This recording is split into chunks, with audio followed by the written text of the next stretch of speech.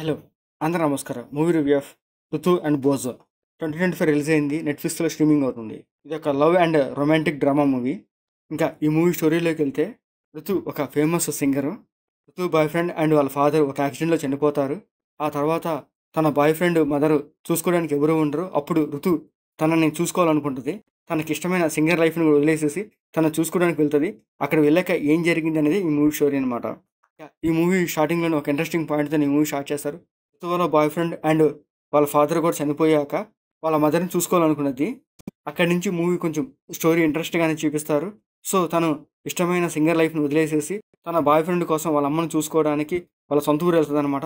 ఆ సీన్స్ కొంచెం ఎమోషనల్‌గా చూపిస్తారు. అవి చూడడానికైతే బాగానే ఉంటాయి. ఇందులో ఋతు క్యారెక్టర్ చాలా ఎమోషనల్‌గా చూపిస్తారు. తన ఇష్టమైన లైఫ్‌ని వదిలేసేసి వేరే వాళ్ళ కోసం బతుకుతూ ఉంటది. అలాంటి సీన్స్ చూపిస్తుంటారు. అవి చూసినప్పుడు కొంచెం చూడడానికి బాగానే ఉంటాయన్నమాట. మనకి కొంచెం హార్ట్ టచింగ్‌గా, ఎమోషనల్‌గా అనిపిస్తుంది. అంటే ఒక తల్లికి తన కొడుకు అండ్ హస్బెండ్ చనిపోతే ఎంత బాధపడతారనేది ఆ సీన్స్ కూడా చూపించినప్పుడు చూడడానికి బాగుంటాయన్నమాట. కొంచెం ఎమోషనల్‌గా అనిపిస్తాయి. అలాంటి ఆమెకి ఋతువు చాలా హెల్ప్‌గా ఉండటము, అక్కడొచ్చి వాళ్ళిద్దరి మధ్య ఎమోషనల్ సీన్స్ చూపిస్తారన్నమాట. అవి కూడా బాగుంటాయి. ఈ ఎమోషనల్ సీన్‌తో పాటు ఋత్విక్ ఒక లవ్ స్టోరీ కూడా పెడతాడు. అవి కూడా చూడడానికి బాగానే ఉంటది. అండ్ ఆ లవ్ స్టోరీ కూడా కొంచెం కొత్తగా అని ఉండదు కానీ, కొంచెం రొటీన్‌గా అనిపిస్తది. కానీ ఏంటంటే, ఆ లవ్ స్టోరీ బావుంటది. మూవీలో కొన్ని కొన్ని సీన్స్ కొంచెం ఎమోషనల్‌గా చూపిస్తారు.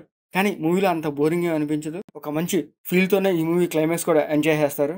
ఈ మూవీలో ఋతువుగా శ్రేయ చేసింది. తన క్యారెక్టర్ బావుంటుంది. అండ్ తన పెర్ఫార్మెన్స్ కూడా ఈ మూవీకి హైలైట్ అని చెప్పొచ్చు.